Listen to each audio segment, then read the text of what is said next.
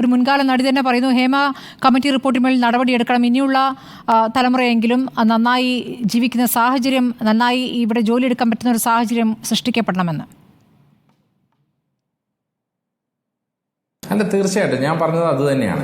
ഈ Hema committee report പുറത്തുവിടുന്നതിൽ സർക്കാരിന് അലംഭാവം ഉണ്ടായിട്ടില്ല എന്ന് സർക്കാർ പറഞ്ഞത് പച്ചക്കള്ളമാണ് എന്നുള്ളതാണ് ഞാൻ ആദ്യം പറഞ്ഞു വെച്ചത്. വിവരാവകാശ കമ്മീഷണറുടെ അടുക്കലേക്ക് പോകുന്നതിന് മുമ്പ് 4 അപേക്ഷകൾ സർക്കാരുമായി ബന്ധപ്പെട്ട് വെച്ചത് തള്ളിക്കളഞ്ഞതിന് ശേഷമാണ് വിവരാവകാശ കമ്മീഷൻ എടുത്തിട്ട് അപേക്ഷ പോയത്. അപ്പോൾ അതിൽ നിന്ന് വളരെ വ്യക്തമാണ് സർക്കാർ ഇത് വായിച്ചിട്ടുണ്ട്, സർക്കാർ ഇത് വിടാൻ ഉദ്ദേശിച്ചിരുന്നില്ല എന്നുള്ളത് വളരെ വ്യക്തമാണ്. ഇനി രണ്ടാമത്തെ കാര്യം, ഇപ്പോൾ ഈ ബഹുമാനപ്പെട്ട ശ്രീ ഉഷ തന്നെ പറഞ്ഞതുപോലെ തന്നെ ഈ വിഷയത്തിൽ നടപടികളിലേക്ക് പോകാൻ സർക്കാരിന് യാതൊരു വിധത്തിലുള്ള റെസ്ട്രിക്ഷൻസ് ഇല്ല എന്നുള്ളതാണ്. അത് ലളിതകുമാരി കേസ് കഴിഞ്ഞതിനെ തുടർന്ന് ഇവിടെ കൊഗ്നിസബിൾ ആയിട്ടുള്ള ഒരു ഒഫൻസ് നടന്നതിൻ്റെ ഇൻഫർമേഷൻ ലഭിച്ചിട്ടുണ്ടെങ്കിൽ സർക്കാരിന് നടപടികളിലേക്ക് പോകാം. ഇപ്പോൾ നിങ്ങൾ സോളാർ കമ്മീഷൻ്റെ റിപ്പോർട്ട് എടുത്തോളൂ. ആ റിപ്പോർട്ട് അംഗീകരിച്ച് ഉടനെ തന്നെ ഒരു പരാതി എഴുതി മേടിക്കാൻ വേണ്ടി ഒരു മുതിർന്ന ഉദ്യോഗസ്ഥൻ അന്നത്തെ പരാതിക്കാരുടെ അടുത്ത് ചെല്ലുകയും FIR രജിസ്റ്റർ ചെയ്യുകയും തുടർന്ന് നേരെ CBIക്ക് കൈമാറുകയാണ് ചെയ്തത്.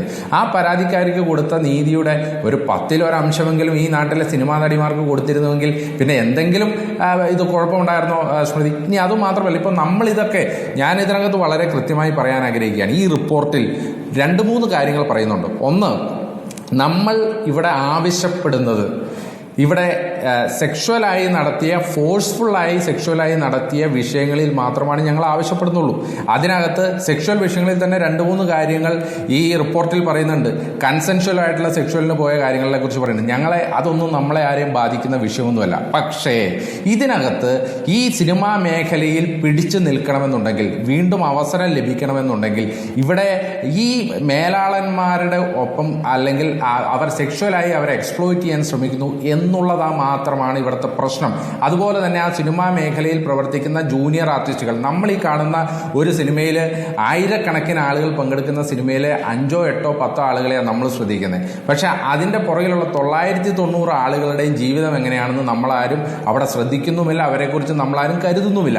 സത്യത്തിൽ ഈ ജൂനിയർ ആർട്ടിസ്റ്റുകൾ ഉൾപ്പെടെയുള്ള ആളുകൾ നേരിടുന്ന വലിയ രീതിയിലുള്ള അതിക്രമങ്ങളുണ്ട്, അവർ നേരിടുന്ന അവഗണനയുണ്ട്. അത് സെറ്റുകളിൽ ഉൾപ്പെടെ അവർക്ക് ടോയ്ലറ്റ് സൗകര്യം പോലും ഇല്ല എന്ന് പറയുമ്പോൾ സത്യത്തിൽ ഈ സർക്കാർ ഇടപെട്ടുകൊണ്ട് ഇതിനകത്തൊരു പുതിയ മാർഗരേഖ ഉണ്ടാക്കണം എന്നുള്ളത് മാത്രമല്ല, ഇന്നലകളിൽ നടന്ന അതിക്രമങ്ങൾക്കെതിരായിട്ട് കേസെടുക്കുകയും ആ കേസിൽ കുറ്റക്കാരെ ശിക്ഷിക്കുകയും ചെയ്യണമെന്നുള്ളതാണ് ഞങ്ങളുടെ അന്നത്തെയും ഇന്നത്തെയും ഉറച്ച നിലപാട്. അത് തന്നെയാണ്. സർക്കാർ അതിൽ നിന്ന് ഒളിച്ചുകളി നടത്തുന്നു എന്നുള്ളത് വളരെ വ്യക്തമാണ്. അതുകൊണ്ടാണ് സർക്കാർ തുടക്കം മുതലേ ഈ വിഷയത്തിൽ ഞങ്ങൾ പുറത്തുവിടില്ല, ഞങ്ങൾ സീക്രസി പുറത്തുവിടില്ല. എന്ത് സീക്രസിയാണ് സ്മൃതി ഈ വിഷയത്തിലുള്ളത്?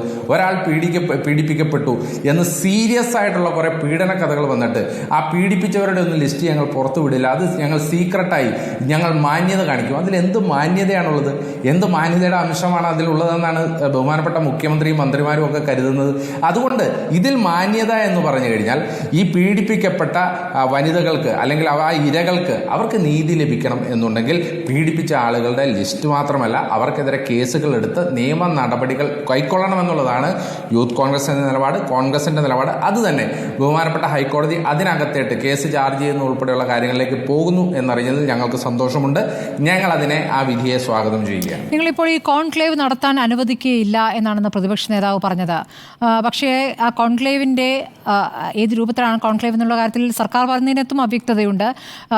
ക്ഷണിക്കപ്പെട്ടവർക്കും അല്ലെങ്കിൽ WCCA പോലുള്ള സംഘടനകൾക്കും അതിൽ അവ്യക്തതയുണ്ട്. അപ്പോൾ എന്താണ് അതിൻ്റെ രൂപം എന്നറിഞ്ഞ ശേഷമല്ലേ അതിനെ എതിർക്കുന്നത് നല്ലത്? അതായത് ഇപ്പോൾ സ്മൃതി, നാളെ കേരളത്തിലെ ഈ ആക്രമണങ്ങളിൽ നിന്നൊക്കെ മോചിതരാകാൻ വേണ്ടി നമുക്കൊരു വലിയ സമാധാനത്തിനുള്ള ഒരു കോൺക്ലേവ് നടത്തുകയാണെന്ന് വയ്ക്കുക. ആ സമാധാന കോൺക്ലേവിലായിട്ട് ഈ നാട്ടിലെ സെൻട്രൽ ജയിലിൽ കിടക്കുന്ന കുറച്ച് കൊലപാതകികളെയും അതുപോലെ പിടിച്ചുപറിക്കാരെയും ബലാത്സംഗക്കാരെയും ഒക്കെ വിളിച്ചിരുത്തിക്കൊണ്ട് ഇവരൊക്കെ ബലാത്സംഗം ചെയ്ത സ്ത്രീകളെയും വിളിച്ചിരുത്തി നമുക്കൊരു സമാധാനത്തിലുള്ള കോൺക്ലേവ് നടത്താമെന്ന് പറഞ്ഞാൽ ആ കോൺക്ലേവ് എത്രമാത്രം ബാലിശമായിരിക്കുമെന്നുള്ളത് കേൾക്കുന്ന എല്ലാവർക്കും അറിയാം. അത് തന്നെയാണ് ഇവിടുത്തെ വിഷയവും.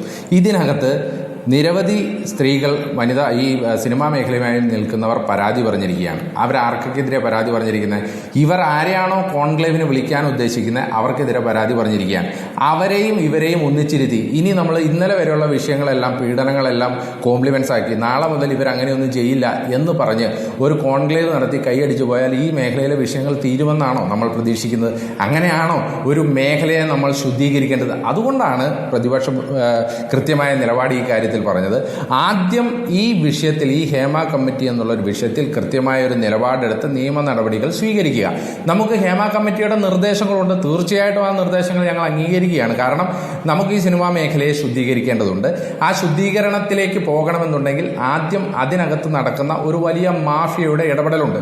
ആ മാഫിയയുടെ ഇടപെടൽ നിയന്ത്രിക്കേണ്ടത് കോൺക്ലേവ് നടത്തി ചർച്ച നടത്തിയല്ല, പകരം നിയമ നടപടികളിലൂടെ തന്നെയാണ് ആ മാഫിയയുടെ ഇടപെടലുകൾ നമ്മൾ നിയന്ത്രിക്കേണ്ടത്. അപ്പോൾ ആദ്യം നിയമ നടപടികൾ സ്വീകരിക്കുക. അതിനുശേഷം നമുക്ക് രണ്ടാമത്തെ ഘട്ടത്തിൽ കോൺക്ലേവ് നടത്തി ഇത് ശുദ്ധീകരിക്കുന്നതിന് ആവശ്യമായിട്ടുള്ള വിഷയങ്ങളിൽ ചർച്ചകൾ നടത്താം. അതിനകത്ത് എന്തെങ്കിലും ലെജിസ്ലേറ്റീവ് റിഫോർമേഷനുകൾ നടത്തേണ്ടതുണ്ടെങ്കിൽ, നിയമസഭയിൽ നിയമം പാസ്സാക്കണമെന്നുണ്ടെങ്കിൽ അതിനും പ്രതിപക്ഷം തയ്യാറാണ്. ആ കാര്യത്തിലൊന്നും ഞങ്ങൾക്കൊരു തർക്കമില്ല. പക്ഷേ അതിനൊക്കെ മുമ്പ് ഈ വേട്ടക്കാരെയും ഇരകളെയും ഒന്നിച്ചെല്ലാം ഇരുത്തി കോംപ്ലിമെന്റ്സ് ആക്കാനുള്ള ചർച്ച നടത്താൻ അതിന് സർക്കാരിന് ഇവിടെ ആരും ചുമതലപ്പെടുത്തിയിട്ടില്ല. സർക്കാർ അതിനുള്ള ഒരു പാഴ്വേലയാണ് എടുക്കുന്നതെന്നുള്ളതാണ് പ്രതിപക്ഷത്തിന്റെ നിലപാട്. ഇക്കാര്യത്തിൽ ഈ ഹേമ കമ്മിറ്റി തുടർച്ചയായി ആവശ്യപ്പെട്ടതിൻ്റെ അടിസ്ഥാനത്തിലാണ് ഈ റിപ്പോർട്ട് പുറത്തുവിടാതിരുന്നതെന്നാണ് സർക്കാർ ശക്തമായി വാദിച്ചിരുന്നത്. പക്ഷേ ഹേമ കമ്മിറ്റി പിന്നീട് അയച്ച കത്തിൻ്റെ പകർപ്പൊക്കെ പുറത്തിറക്കിക്കൊണ്ട് നേരത്തെ പ്രതിപക്ഷ നേതാവ് വാർത്താ സമ്മേളനം നടത്തുകയും ചെയ്തല്ലോ. ഈ ഘട്ടത്തിൽ ഹേമ കമ്മിറ്റി പരസ്യമായ ഒരു പ്രതികരണത്തിലേക്ക് വരേണ്ടതുണ്ട് എന്ന് കരുതുന്നുണ്ടോ കോൺഗ്രസ്?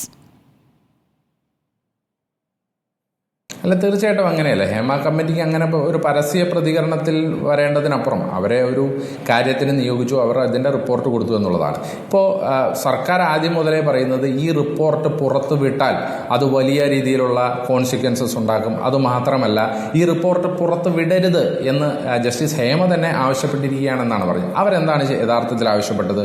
ഏതൊരു സെക്ഷൽ ക്രൈം നടന്നിട്ടുണ്ടെങ്കിലും ഇരയുടെ പേര് വെളിപ്പെടുത്താതെ അവരുടെ ഐഡന്റിറ്റി റിവീൽ ചെയ്യരുത് എന്നുള്ളത് ബഹുമാനപ്പെട്ട സുപ്രീം കോടതിയുടെ ഡയറക്ഷനാണ്.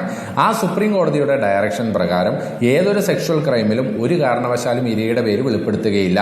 അപ്പോൾ ജസ്റ്റിസ് ഹേമ അവരുടെ കമ്മിറ്റി റിപ്പോർട്ടിൽ പറയുന്നത് ഇത് നാളെ ഏതെങ്കിലും യൂഷ്വൽ നടപടിക്രമങ്ങളുടെ ഭാഗമായി പുറത്തേട്ട് കൊടുക്കേണ്ടി വന്നിട്ടുണ്ട് എന്നുണ്ടെങ്കിൽ സുപ്രീം കോടതിയുടെ ഡയറക്ഷൻ അനുസരിച്ച് അവരുടെ പേര് റിവീൽ ചെയ്യപ്പെടരുത് എന്നുള്ളതാണ്. അത് പൂർണ്ണമായിട്ടും പാലിക്കാൻ നമ്മളെല്ലാവരും ബാധ്യസ്ഥരാണ്. അത് മാധ്യമങ്ങളും ബാധ്യസ്ഥരാണ്, സർക്കാരും ബാധ്യസ്ഥരാണ്, നമ്മളെല്ലാവരും ബാധ്യസ്ഥരാണ്. അങ്ങനെ ഏതെങ്കിലും കാരണവശാൽ ഇരയുടെ പേര് പുറത്തു വന്നാൽ പുറത്ത് വിടുന്നവർക്കെതിരെ നിയമപരമായ നടപടിയെടുക്കാൻ സാധിക്കും. അപ്പോൾ അങ്ങനെ പറഞ്ഞിരിക്കുന്ന റിപ്പോർട്ടിൽ പച്ചക്കള്ളം പറഞ്ഞുകൊണ്ട് ഹേമ കമ്മിറ്റി, അതായത് നിങ്ങളൊന്ന് ആലോചിക്കൂ, ഒരു ജസ്റ്റിസിന് ഒരു വലിയ serious of sexual heinous crime നടന്നിട്ട് ആ ക്രൈമിലെ പ്രതികളുടെ ആരും പേരുകൾ പുറത്തുവിടരുത്, അതിനെതിരെ കേസുകൾ എടുക്കരുത് എന്ന് എങ്ങനെ ഒരു ജസ്റ്റിസിന്, ഒരു റിട്ടയർഡ് ജസ്റ്റിസിന് പറയാൻ സാധിക്കും?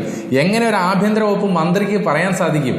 എങ്ങനെ ഇത് കേൾക്കുന്ന ഒരാൾക്ക് ഇതൊക്കെ ഗ്രഹിക്കാൻ സാധിക്കും? ഇതൊക്കെ പറയാൻ സാധിക്കുന്നു എന്നുള്ളതാണ് കേരളത്തിലെ സർക്കാരിന്റെ ഏറ്റവും വലിയ ഇളിഭ്യത എന്ന് പറയുന്നത്. കാരണം ഇത്രയും നാണം കെട്ട ഒരു സർക്കാർ, ഇത്രയും സീരിയസ് ആയ ക്രൈം, ഒരു സീരിയസ് ആയ ഒരു ക്രൈം നടന്നിട്ട് ഒന്നും രണ്ടുമല്ല, അതും തെളിവുകളുടെ അടിസ്ഥാനത്തിൽ വാട്സപ്പ് മെസ്സേജുകൾ, വീഡിയോ ക്ലിപ്പുകൾ, വോയിസ് ക്ലിപ്പുകൾ, ഇങ്ങനെയെല്ലാം തെളിവുകൾ ഇവർക്ക് നൽകിയിട്ട് അതിന്റെ പേരിൽ ഒരു രജിസ്റ്റർ ചെയ്ത് കേസെടുക്കാൻ സാധിക്കുന്നില്ല, ഇല്ലെങ്കിൽ അതിനകത്തൊരു അന്വേഷണം നടത്താൻ പോലും ഇതേവരെ സാധിച്ചിട്ടില്ല എന്നുള്ള പിന്നെ എന്താണ് ന്യായീകരണമുള്ളത്? ഇന്ന് ശ്രീ എ കെ ബാലൻ പറഞ്ഞത് ഞങ്ങൾക്ക് കേസെടുക്കുന്നതിന് പരിമിതിയുണ്ട്, പക്ഷെ ഞങ്ങൾക്ക് അന്വേഷണം നടത്തിയിട്ടേ കേസെടുക്കാൻ പറ്റുള്ളൂ. കഴിഞ്ഞ 4.5 കൊല്ലമായിട്ട് ഇവരെന്തെടുക്കുകയായിരുന്നു? ഇനി ശരിക്ക് ഈ ശ്രീ എ കെ ബാലന്റെ നിരർത്ഥകമായ വാദഗതികൾ വാദത്തിന് വേണ്ടി അംഗീകരിച്ചാൽ തന്നെ 4.5 കൊല്ലമായിട്ട് ആ അന്വേഷണം എവിടെ എത്തി?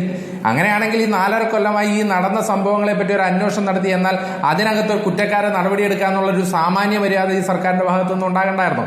അതുപോലും ഉണ്ടായിട്ടില്ല എന്ന് പറയുമ്പോൾ സർക്കാർ വളരെ കൃത്യമായി ഇതിനകത്ത് ഒളിച്ചുകളിയല്ല, ഇവരെ രക്ഷിക്കാനുള്ള ശ്രമമാണ്.